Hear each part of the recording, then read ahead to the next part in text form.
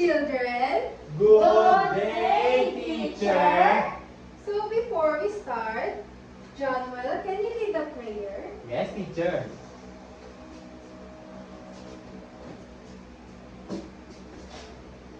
In the name of the Father, the Son, the Holy Spirit.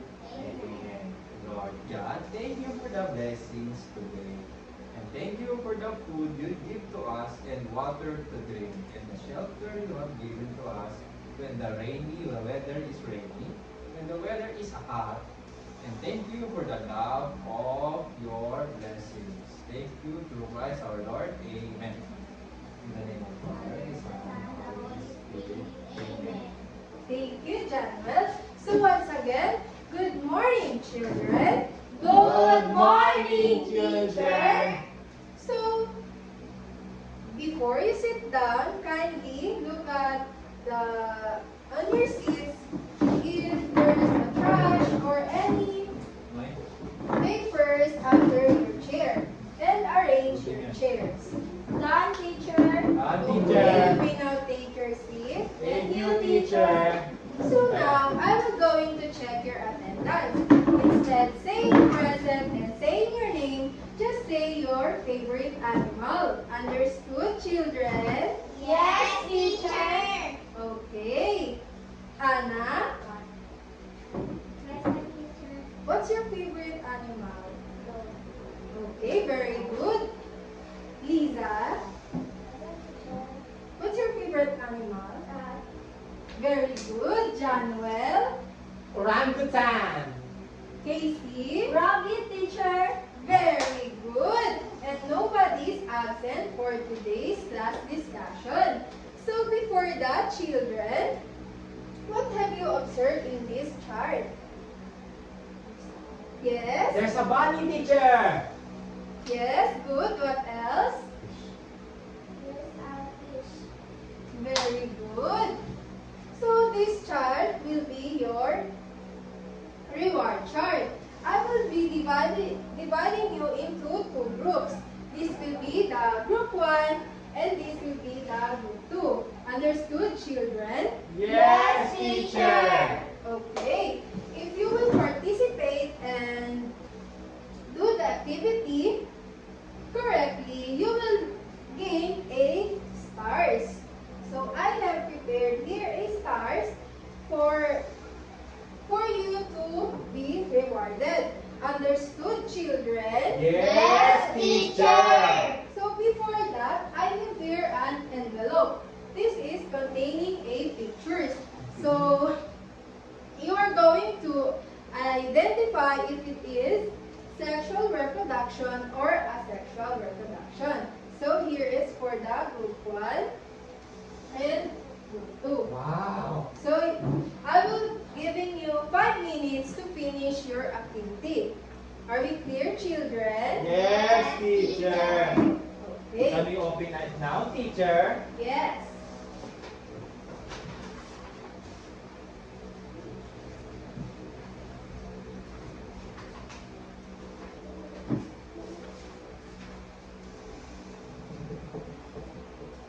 Teacher, what will you do here, teacher? You will just be identify if it is a sexual or a asexual reproduction.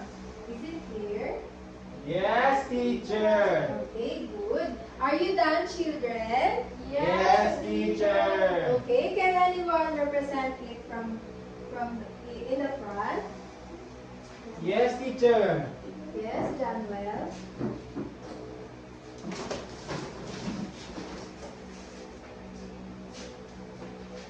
This is asexual reproduction. As you can see, the star is can also divide it to other half. If the other half is being separated to each other. Thank you.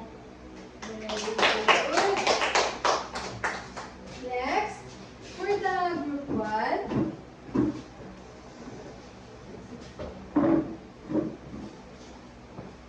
Okay, so what picture did you receive? These animals is sexual, teacher. Like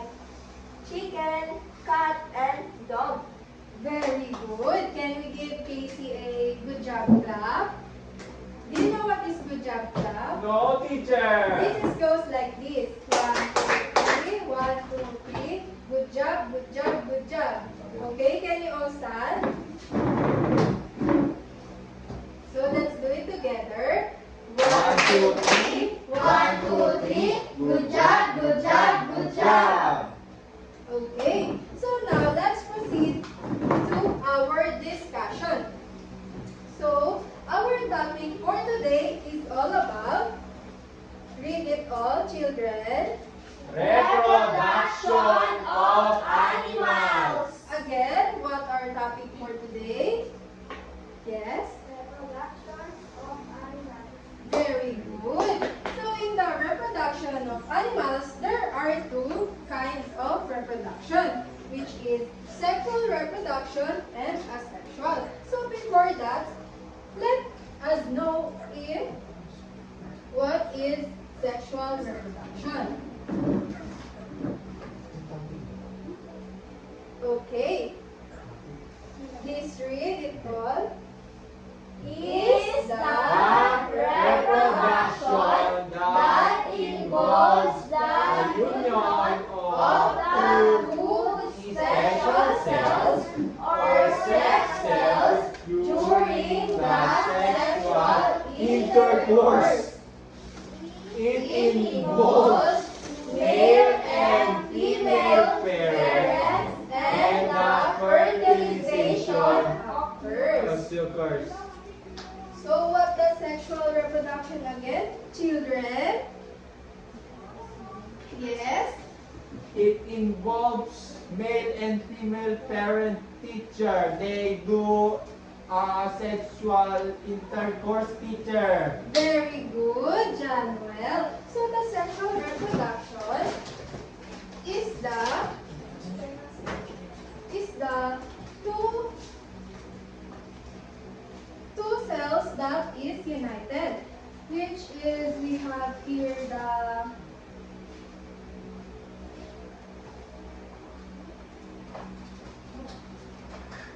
the egg cell and the sperm cell. Can we read it all together? Egg cell Is a large stationary cell that contains nutrients and genetic towards the egg.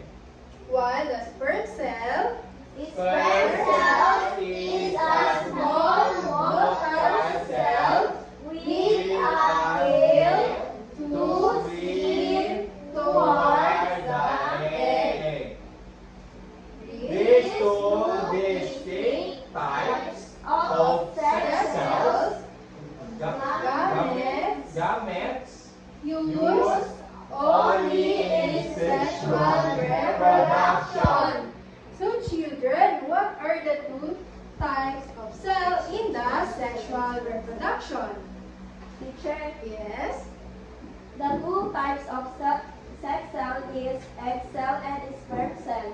Very good. Can we give Casey a barangay clap? Do you know what is barangay clap? No, teacher. Okay, it goes like this. Okay, can we do it all together? Okay, thank you. So next, let's proceed to the asexual reproduction. Okay, can you read, children? It is a way of producing offspring that needs only one parent. Okay, so now let's proceed to the asexual reproduction. Children, read it together. It is a way of producing offspring that needs only one parent. The young are exact copies of the parent, and do not give sperm and egg cell to form. Again, what does asexual reproduction means? Yes? A Sexual reproduction, teacher, means the parent is, exact copy of the parent, teacher. Okay, very good. So the sexual reproduction is only one needing parent. So next, here are the types of the asexual reproduction. Okay, please read. Budding. A new organism develops from outgrowth or bud on the parent's body, which eventually detaches and becomes a new individual. So, I have here an example of a budding. So, in the first image, it has a parent, Hydra, and the second one is the developing bud, and the third one, it is creating a new bud, and the last one is, it produces a young ones or the new Hydra. Get it, children? Yes, teacher. Okay, so next is the gemule. Gemule. The parent animal produces a mass of special cells that develop into an offspring. So I have here also an example of a gemule formation, which has a mastrophil, malaxon, sweetfuse, inner membrane, acroscyte, and outer membrane. So this picture is an example of a gemule formation. Okay, so next, children, is the Regeneration. It is a piece of a parent animal gets detached. These pieces can develop into whole new individual. So, what can you see in the picture, children? It's all about This one. What kind of animal is this? Yes? starfish. Very good. It is a starfish. So here, it shows here the regeneration of a starfish animal. So next is the fragmentation. Fragmentation. It is a parent organism breaks into several fragments, grows into A new genetically identical individual. So how about this picture? What animal is this?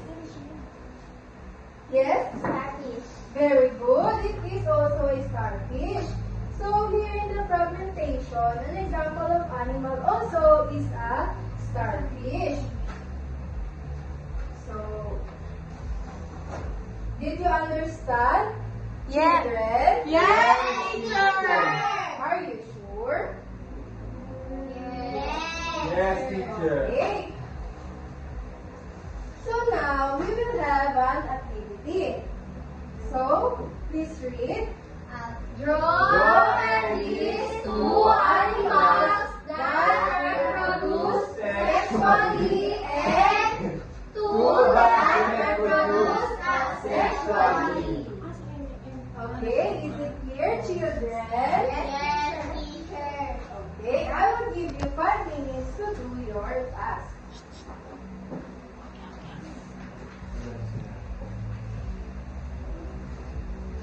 Are you done, children? Yes, teacher.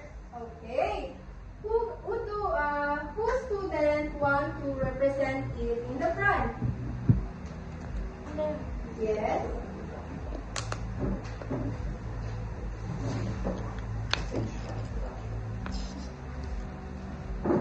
Okay.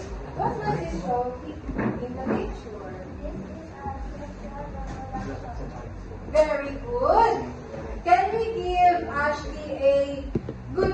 clap? Yes, teacher. Okay. Children, kindly stand. Stand. Okay. G-O-G. Good job. Good job. Good job. Good job. Good job. Okay, take your seat. Now for the group 2, who can represent it in the front?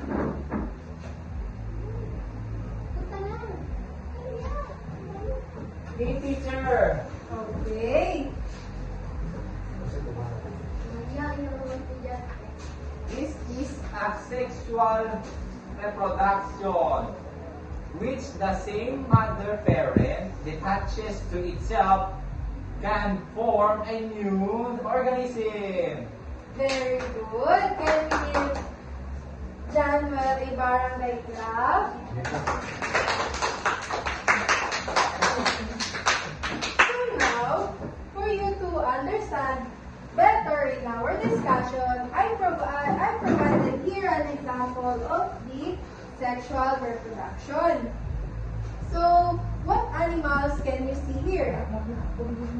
Yes? Yes, good. What else? Next. Very good. Teacher bird. Very good. What else, children? Duck, teacher. Very good. Yes. Dragon, teacher. Very good. What else, children? Teacher. Very good. So all of these animals are under in the sexual reproduction. What was again the sexual reproduction, children? Yes. Sexual reproduction, teacher, needs two parents to create a new offspring, teacher. Very good. So next, I also provide here an example of a asexual reproduction. So the first picture shows the body formation in asexual reproduction. What is this, children? Sexual reproduction. Next. So, here is the amoeba structure, which is under the granule formation. What was again, children? Omega structure. Under the Granule. very good. And the next is the fragmentation. So, what animal is this? Very good. It is a starfish. And the last one is the regeneration formation in asexual reproduction. What is again, children? Regeneration in asexual reproduction. Very good. So, what is this? Do you know what is this, children? Very good.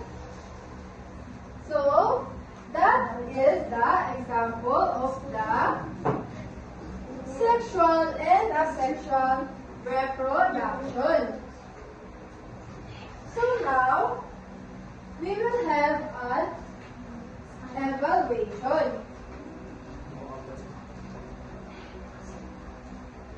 Okay, please read. Direction. Read and analyze the following questions and answer it orally. Okay, are you done, children? Yes, teacher. Very good. So now, for your assignment, please read.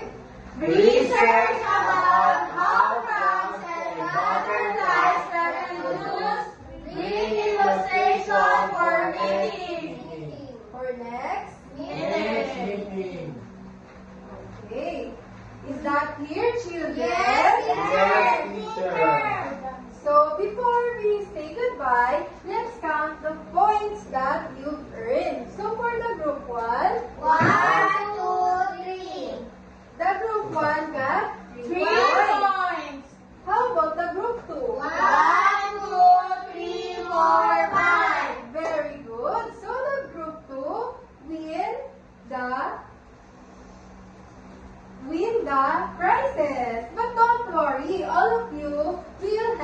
Christ. So goodbye, children. Goodbye.